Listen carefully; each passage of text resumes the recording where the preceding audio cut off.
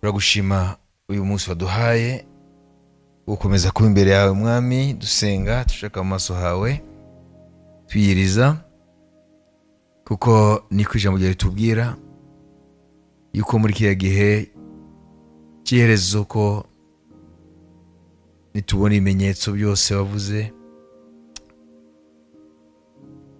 ngo twirinde imitima yacu ntiremerwe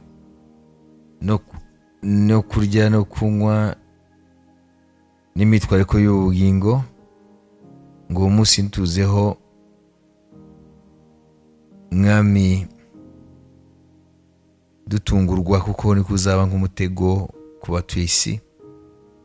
Ariko ngo dusenge, tube maso, dusenge ibihe byose, tuzaronke imbaraga zo guhagarara imbere yawe tudatsinzwe. Iyo niryo bihe turimo mwami, uduhe gukanguka imitima yacu, duhe no kumenya ibihe turimo, tubisuzumisha ijambo ryawe, tukanamenya n'icyo gukora.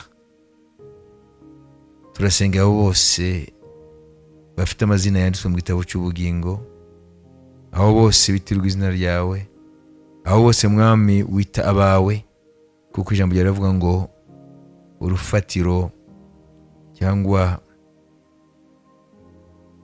ngo ruracyahagaze, banditseho amagambo Uwiteka azabe n'uwambaza izina ry'Uwiteka wese itandukanye n'ikibi.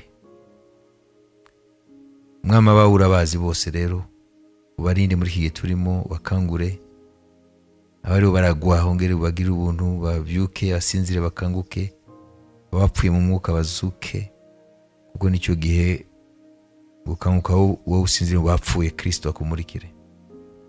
Wowe umugisha rero mwami ubwoko bwawe mu mpande zine z'isi, kuko nibwo witeguye kugaruka gutwara. Bakangure bamenye rero ibiro biraba ku isi uyu munsi, banyujije mu kwiga ijambo ryawe kugira ngo bitahure, mu izina rya Yesu Kristo. Waravuze kandi ngo ese umwana w'umuntu agaruka azasanga kwizera mu isi, mwami uduhe kuzasangwa dufite kwizera, mu izina rya Yesu, amen. Amen, amen. Amen. Dukomeze rero na Zaburi. Turashaka turebe rero abanditse Zaburi abaribo, ko twavuze Zaburi zose ntago zanditswe n'umuntu umwe. Haleluya, amen. Tuvuge dufashe nka Zaburi ya 90 ni ya Mose, yanditswe nk'imiyenjana 14 imbere ya Kristo, 14 imbere ya Kristo. Zaburi ya 90 ni ya Mose, kandi Mose yabayeho nk'imyaka 1450 imbere ya Kristo. Amen, haleluya.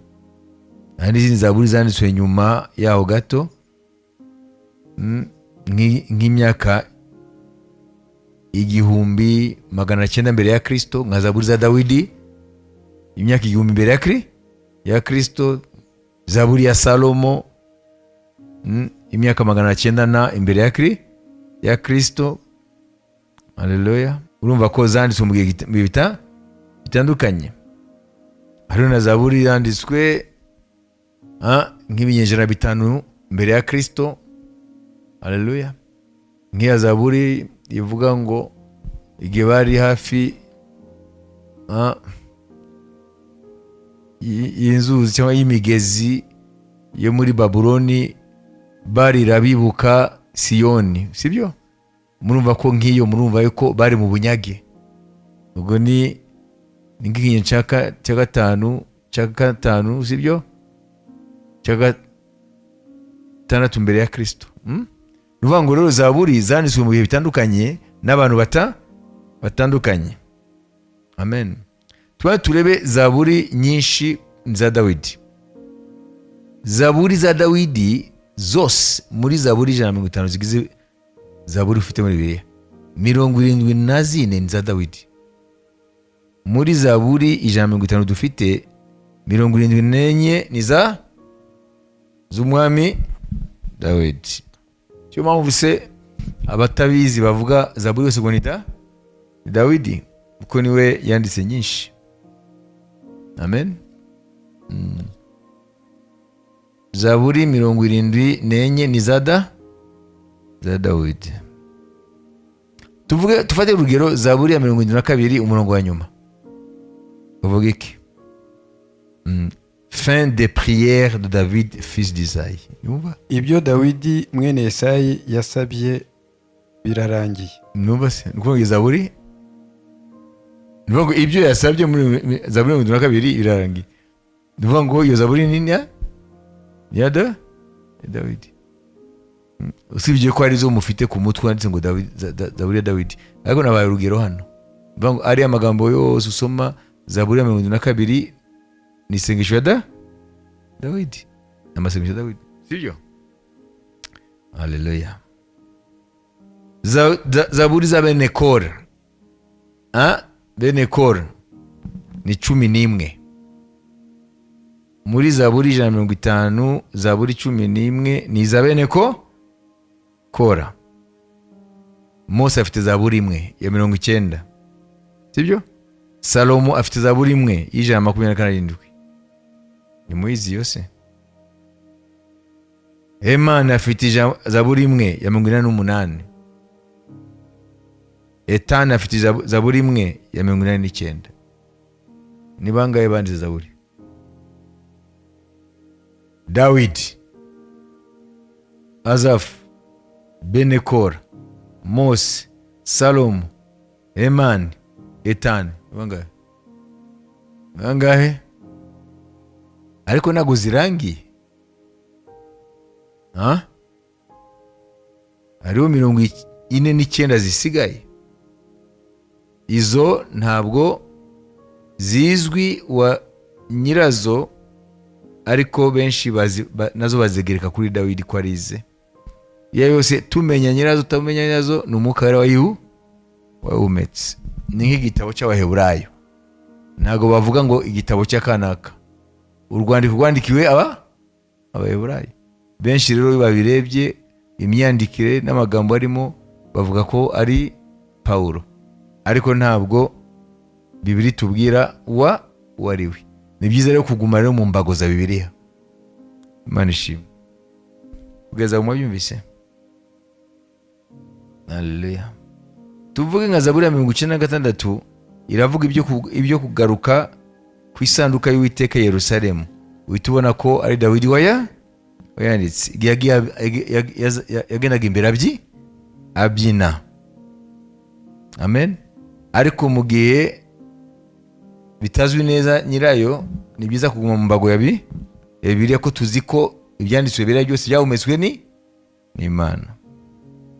Dawidi rero nk'uko ari we afite Zaburi nyinshi, bivugwa ko ari we yateje imbere indirimbo musique y'Imana, indirimbo y'Imana muri Israel.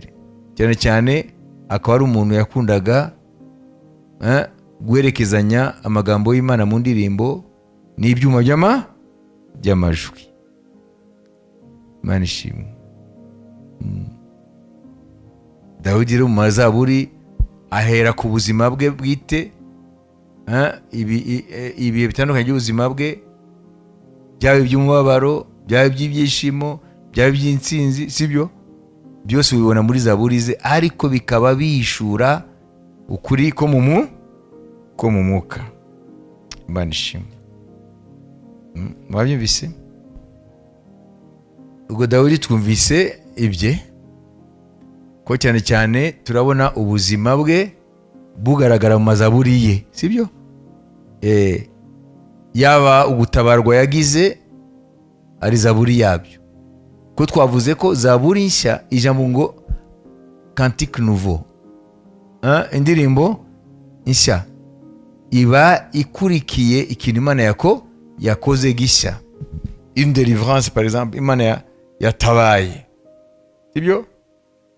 Imana yarokoye Davidi amaboko ya Sawuli. Aho kanya umwuka yarakamuwaza Zaburi ijyanye n'ibyo bihe. Ariko umwuka yarakanyuramo akanayishura n'ibindi birenze Dawidi, ni experience y'icyo gihe cye. Dufate rero bene Kora rero, sibo bakabiri mu banditsi Zaburi, sibyo? Bene Kora bitirwa Zaburi ya 42 kugeza kuri 49, Zaburi ya 44 kugeza kuri 45 na Zaburi ya 47. Izo ni za bene Kora. Cyane cyane bavuga ku byerekeye ineza ubuntu Imana yabagiriye. Abo bari Abalewi b'abaririmbyi bari muri bya byiciro by'abaririmbyi Dawidi yarashizeho.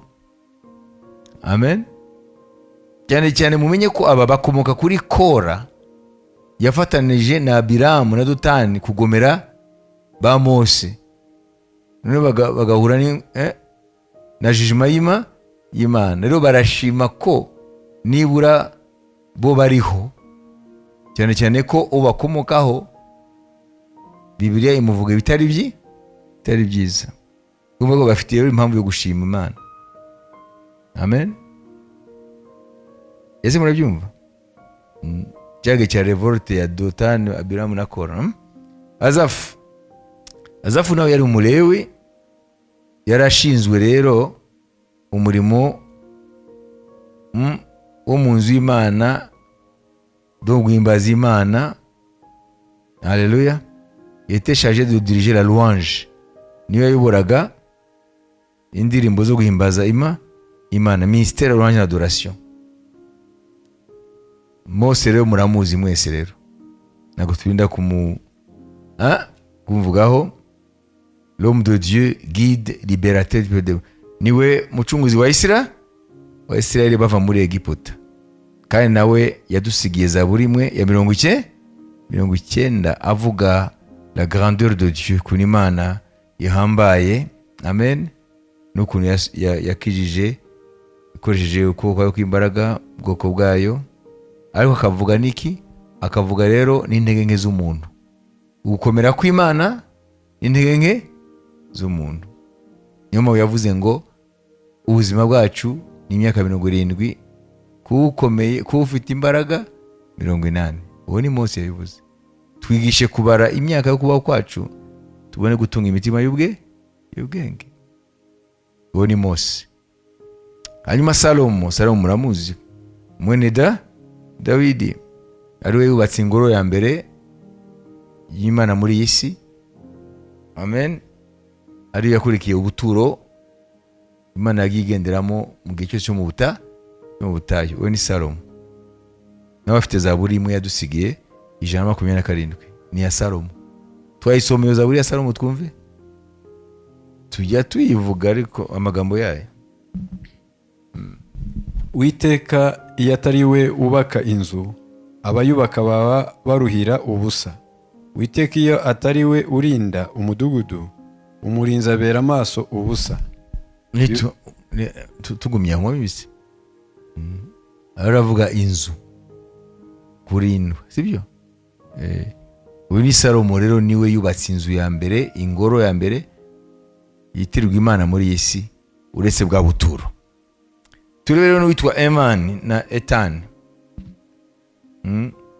Aba nabo bafite Zaburi nabo badusigiye. Amen. Bayita des psaumes d'instruction. Badusigiye Zaburi zigisha. Ari psaume zitwa psaume d'instruction.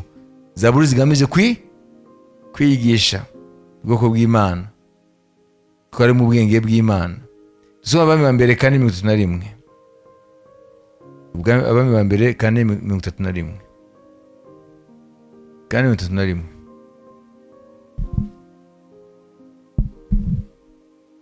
Un roi 4:31. Bon, bien sûr, ça dépend de ma traduction. Il était plus sage qu'aucun homme plus qu'Étan, les Rachites, plus que Eman. Bariho baravuga ibya Salomo. Gwere kuri 33:31. Ye mfite Abami ba mbere 4 31 uhere kuri 30 na 31. Baraza kutubwira abo bagabo babiri uwitwa Emani na Etani. yarushaga abandi bantu bose ubwenge Salomo.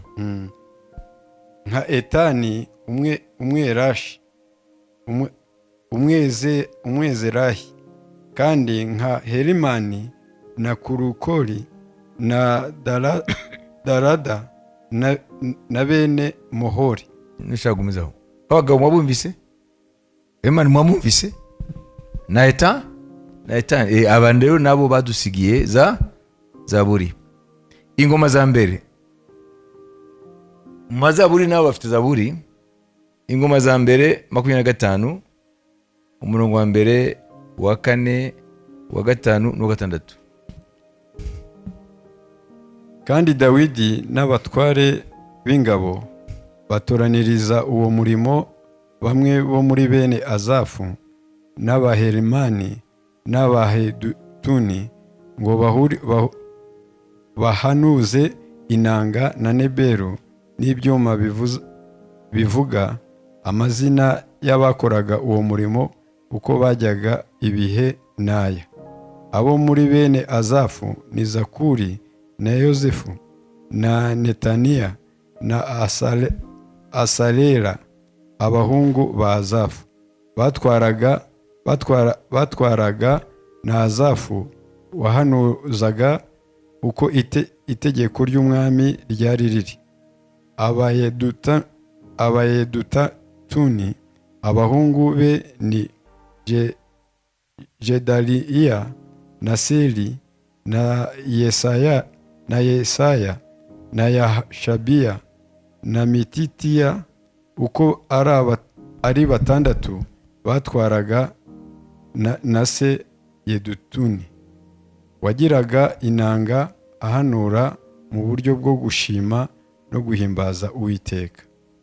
Abahemani, abahungu be Bukiya na Mataniya na Uziyeli na Shebuweli na Yerimoti na Hananiya na Eliyata na Yidaliti na Romanutiyezeri na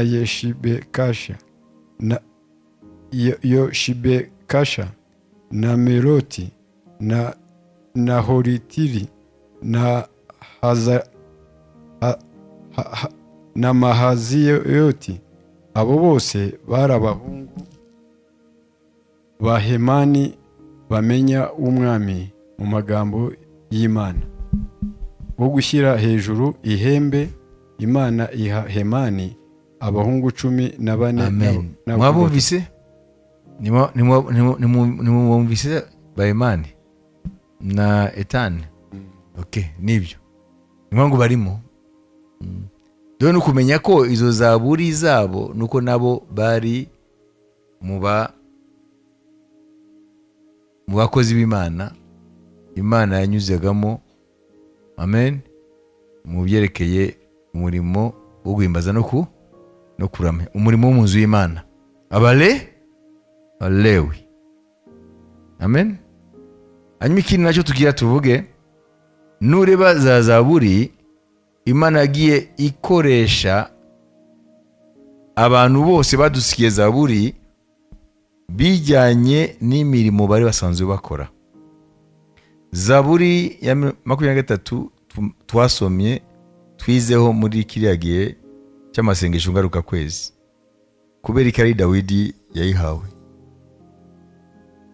kubera ko yari umwungere mbere ko Imana imuhamagara. Wayibise? Amen. Ni kuvuga ngo Imana yarebaga abantu bose selon le domaine de leur activité, ibyo bakoraga. Dawidi yari umwungere. Mu Zaburi yadusigiye ari Zaburi ya 23. Ntabwo Imana yakoresheje umubaji ngo avuge ubusabane bwayo n'ubwoko bwayo, yakoresheje umwungere, kubera ko relation y'umwungeri n'intama ni profonde cyane. Mwayumvise? Amen. Hanyuma Zaburi 15, amen, kuri 17 zitubwira ku byerekeye ubuturo bwera. Abagiye bazindika zaburi n'abalewi, kuko nibo bakoraga mu nzu y'Imana. Amen.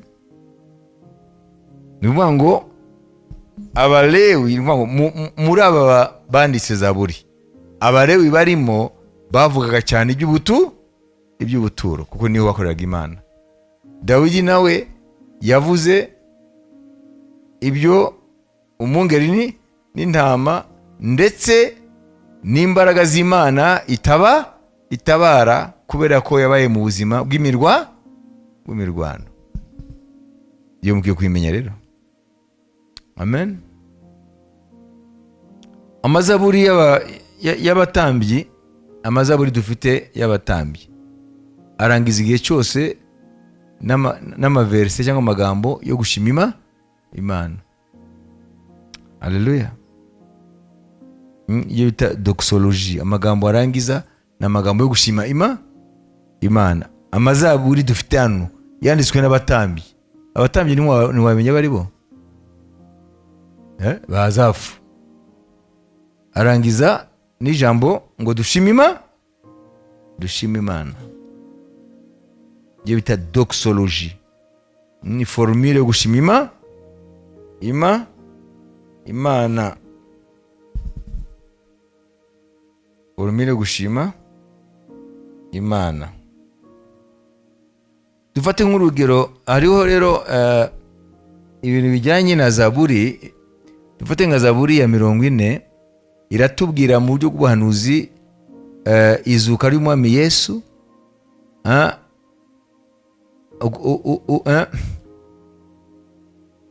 Hanyuma imirongo yindi ikagenda itubwira ibizabanziriza iryo zuka.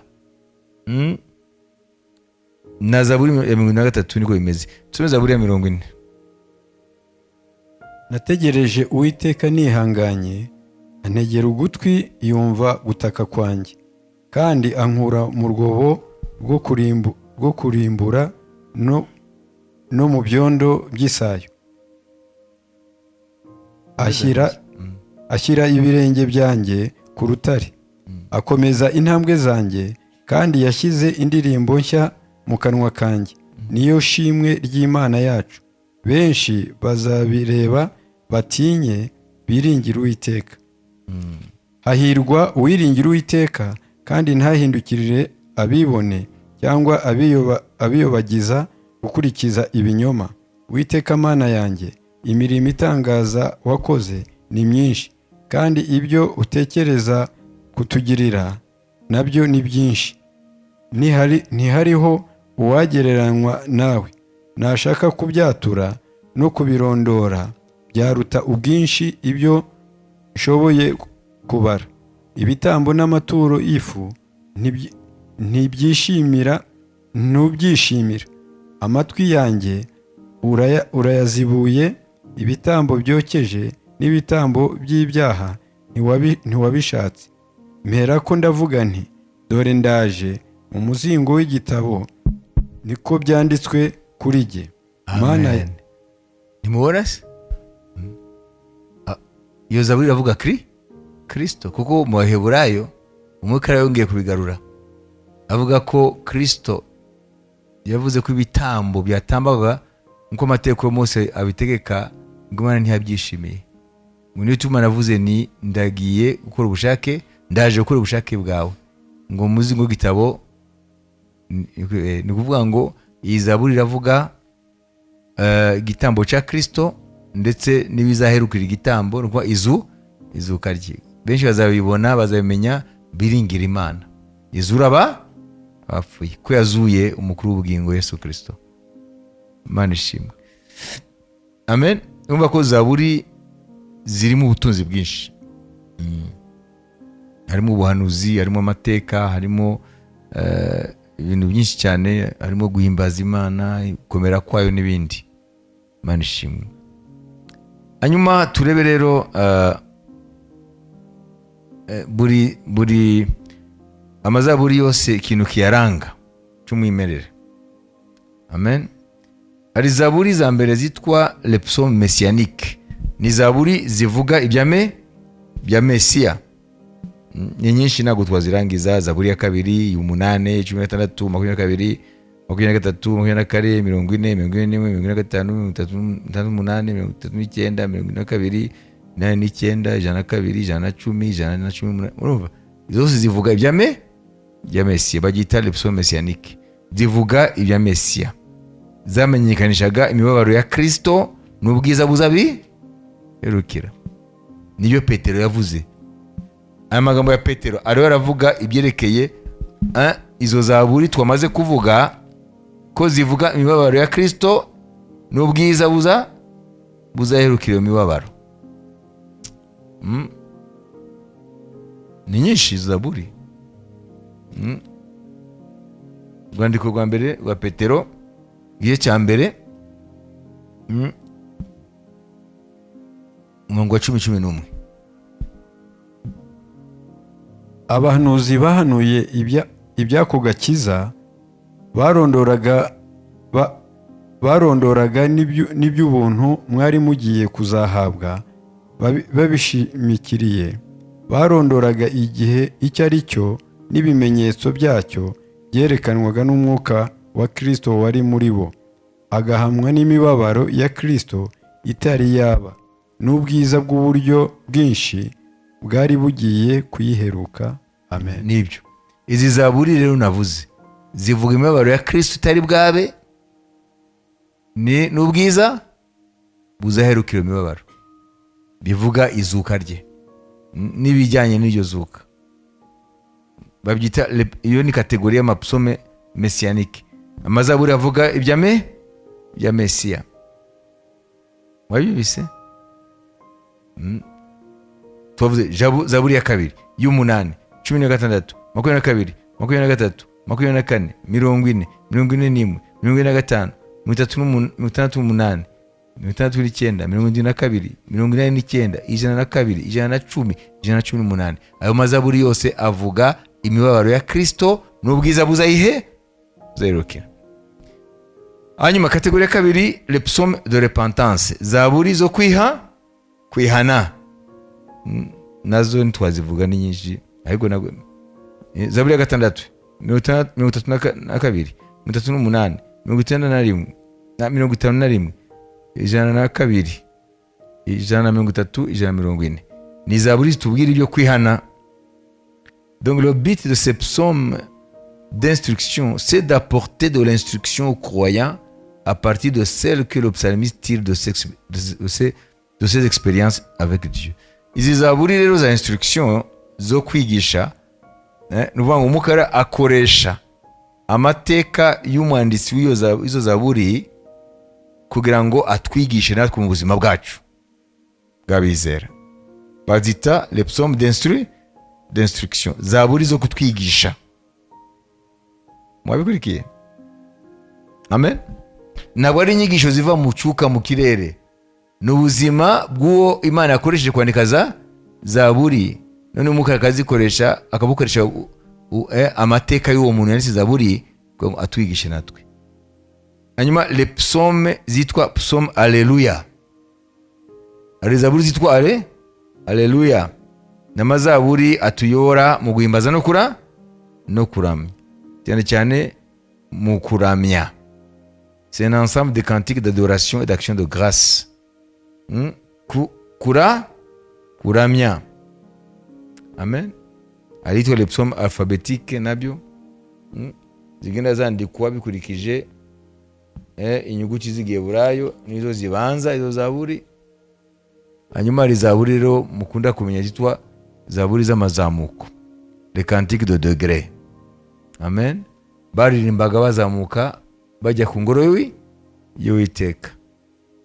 Amen.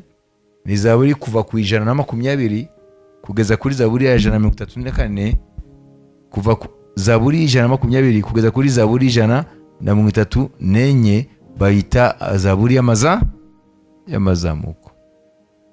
Amen. Ces psaumes ont été chantés par des pèlerins qui se rendaient à Jérusalem à l'occasion des fêtes religieuses d'Israël. zaburi zaririmbwaga n'abagenzi baje i Yerusalemu mu gihe cy'iminsi mikuru. Amen. Haleluya.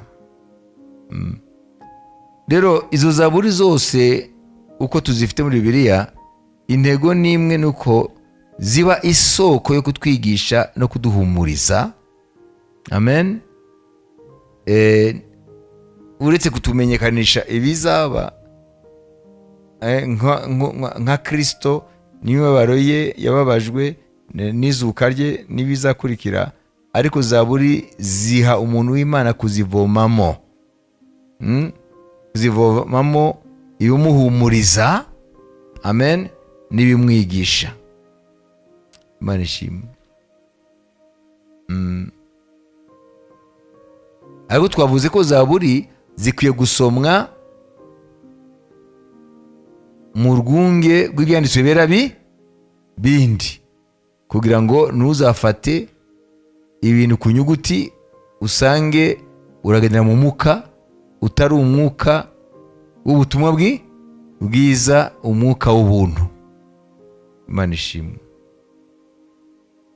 Hanyuma mu kurangiza uyu munsi ku gitabo cya zaburi, turarangizanya n'ijambo rya nyuma rirangiza nyine zaburi. Zaburi 150:6. Ibihumeka byose bishima Uwiteka. Haleluya. Ibihumeka byose bishime Uwiteka. Niko zaburi ya nyuma irangiza. Niyo ngo zaburi ya nyuma irangiza ivuga ngo ibihumeka byose, que tout ce qui respire loue l'Éternel. Louer l'Éternel. Kuvuga ibihumeka byose bishima Uwiteka. Ibihumeka byose bishime Uwiteka. Nubwo ibyaremwe byose bikwiye gushima Uwiteka, ariko Imana irashaka amashimwe ku bifite ubuzima, ku binyabugingo. Ku isonga hariho umwana w'umuntu. Ni ukuvuga ngo bikwiye gushima Uwiteka. Nimwibaze rero umuntu aba muri iyi si akarinda apfa atarashima Uwiteka, ingaruka murazibona ni mbi cyane. Amen. Ko hano niyo zaburi irangiza, zaburi zose nyine zirangiza zitubwira ngo igihumeka cyose gishime Uwiteka. Igihumeka cyose gishime Uwiteka. Haleluya. Ziriya zaburi twavuze zitwa Haleluya, le psaume Haleluya, murazibuka? 111 kugeza kuri 113, 115 kugeza kuri 117, 146 kugeza ku ya nyuma 150. Izo nzita le psaume Haleluya. Zaburi Haleluya zigamije kugira gute? Kuzamura adoration, worship. Amen. Kuramya Imana no kuzamura amashimwe. Haleluya. Yo murabyumva? Hanyuma zaburi 113 kuza ku 118 muri izo twavuze zaririmbwaga mu gihe cy'Ipasika y'Abayahudi. Igihe cyo gutanga ituro rya nimugoroba, muzi ko mu mateko harimo amasaha yo gutura. Ituro rya nimugoroba, l'offrande du soir, ari mu ngoro i Yerusalemu, n'igihe cy'iminsi mikuru y'Uwiteka. Niyo mpamvu harangiza avuga ngo loué Yawe, muhimbaze Uwiteka. Niho zitangira no kuvuga ngo louer l'Éternel, muhimbaze Uwiteka. Bikanarangiza zaburi zikarangiza zivuga ngo louer l'Éternel. Ngo gute? Arya mu Kinyarwanda gute? Iyo yavuze, iyo yarangije ivuga ngo louer l'Éternel, nk'ariya zaburi y'150, irangiza ivuge louer l'Éternel. Ihumeka byose ushima Uwiteka, hanyuma nta rindi jambo rihari. Nta kibazo, louer l'Éternel. Hanyuma ijana na 49 irangiza ivuga uti basohoze iteka ryanditswe. Icyo ni icyubahiro cy'abakunzi be bose. Nta kindi. Haleluya, haleluya. Niumva zirangiza na haleluya, cyangwa mu Gifaransa louer l'Éternel. Praise the Lord. Kubera iki? Kubera ko na mazaburi yaririmbwaga mu minsi mikuru y'Uwiteka. Yaririmbwaga mu minsi mikuru y'Uwiteka. Niyo bavuga ngo le psaume alleluia.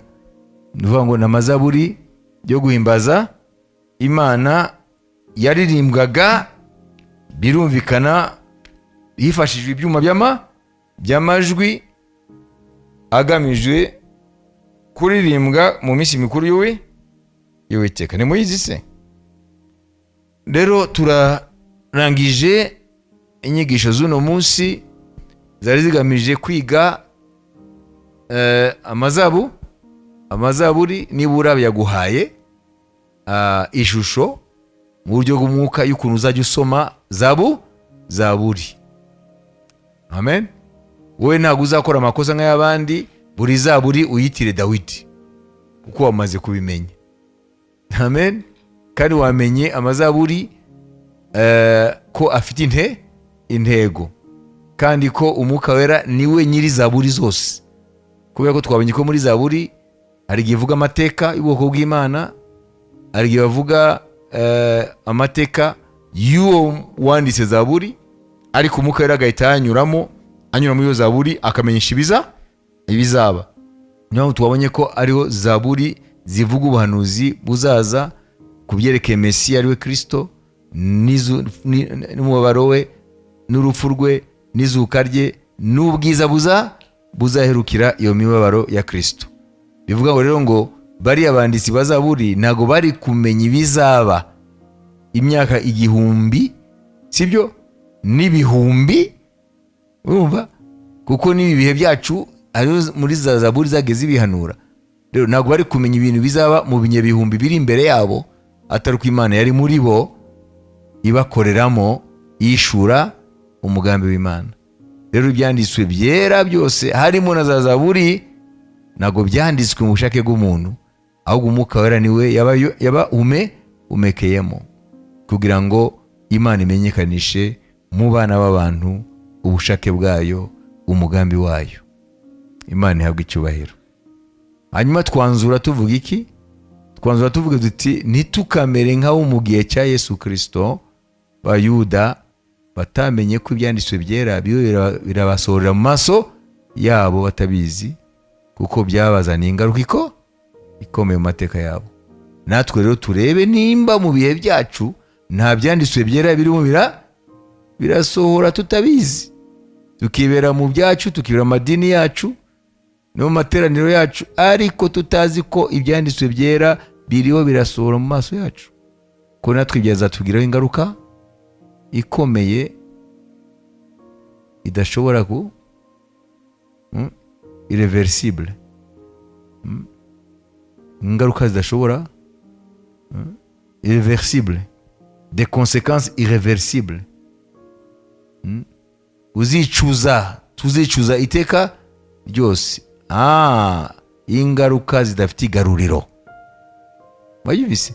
Bikatugiraho ingaruka zidafite igaruriro, kuko ni ingaruka zabaye ku Bayuda kutamenya ko ibyanditswe byera basoma buri gihe cyose mu masinagogi yabo, mu masabato, no mu ngoro y'ikihariye ya Yerusalemu, yuko biro birasohora mu maso yabo, byabagiyeho ingaruka idafite igaruriro. Bacicuza n'uno munsi, kuko iyo bavuze shoa, bavuze itsembatsemba ryabo mu mateka yabo, igihe cyose bizana umubabaro, nuko batamenya ko ari ingaruka z'uko batamenye ko bagenderewe na Mesiya wabo. Natwe rero turebe neza yuko mu gihe turimo uyu munsi 2024 byenda kurangira, yuko nta byanditswe byera biri muri Bibiliya yawe binigishwa wenda mu matorero mu gihe cyose ari amateraniro, ukaba cyangwa byigishwa mu buryo bwose bwo kwigisha buriho, bikaba bisohora mu maso yawe ariko ntubimenye, kuko igihe nikigera bikazagaragara ko ari ibyanditswe byera byariho birasozwa n'Imana mu maso yacu binyuze mu buryo biraba ku isi uyu munsi, hanyuma tukazasanga tutigeze tumenya icyo gukora muri icyo gihe. Icyo gihe bitatugiraho ingaruka zitafite igaruriro, des conséquences irréversibles.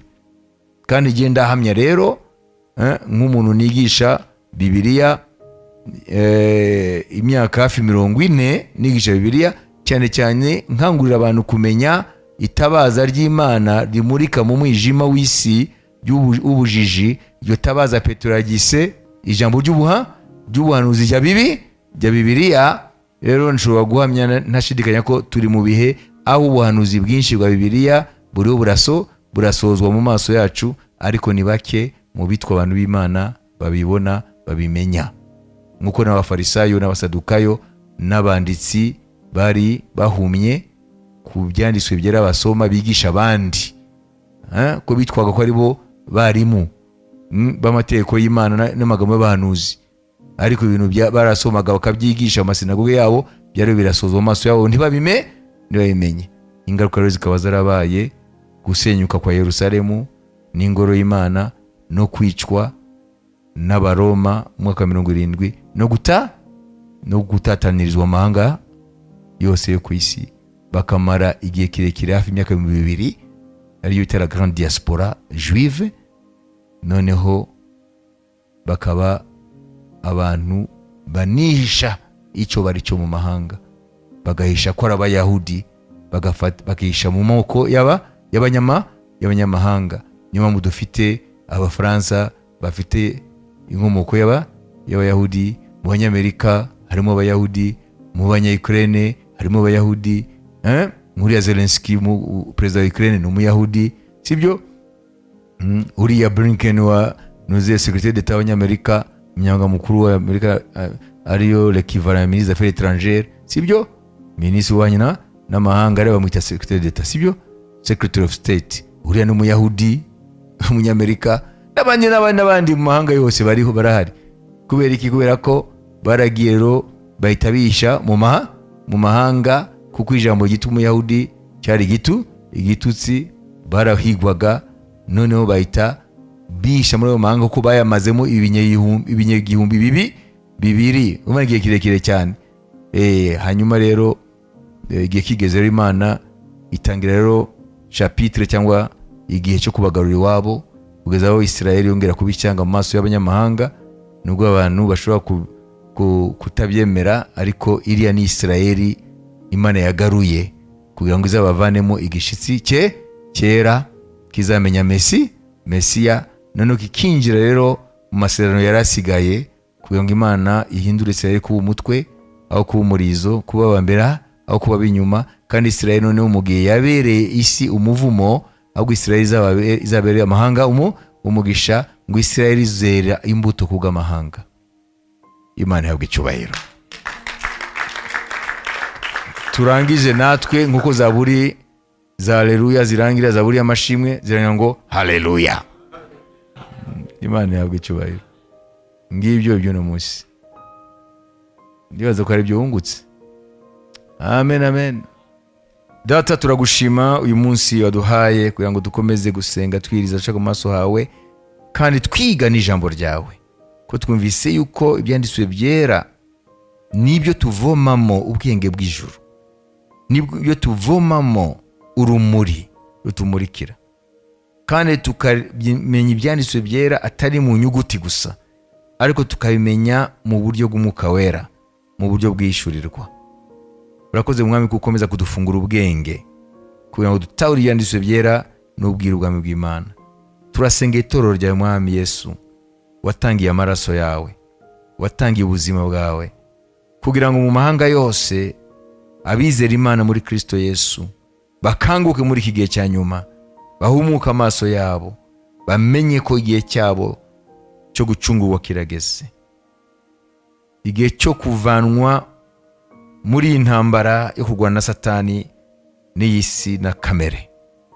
Twaracunguwe ku musaraba, ariko ngo Bibiliya iratubwira ngo imibiri yacu iracyategereje gucungurwa, aricyo Bibiliya yita izuka rya mbere, umuzuko w'abakiranutsi, aho abaza bakiriho bazahindurwa bakambara imibiri y'ubwiza isa n'uwa Yesu Kristo, n'abasinzire mu mwami bakazazuka bafite imibiri y'ubwiza, imibiri itakitegekwa n'itegeko ry'urupfu. Urakoze mwami, duhe kuba maso, turyama dukanguka ijoro n'amanywa mu buryo bw'umwuka, duhe kuba maso mu izina rya Yesu. Uduhe gutunga imitima izira umutima nama wishinja ibyaha, ariko dutunge conscience, imitima nama yejejwe, imitima nama harimo ijwi ry'Umwuka Wera iduhamiriza ko turi abana b'Imana, mu izina rya Yesu Kristo. Usoze ijambo ryawe mwami ku itorero, usoze ijambo ryawe mwami kuri Isirayeli, usoze ijambo ryawe mwami kuri Yerusalemu n'umusozi w'ingoro, usoze ijambo ryawe Mana ku mahanga yose na buri muntu wese muri umwanya uhumeka ku butaka bw'isi, mu izina rya Yesu Kristo. Amen.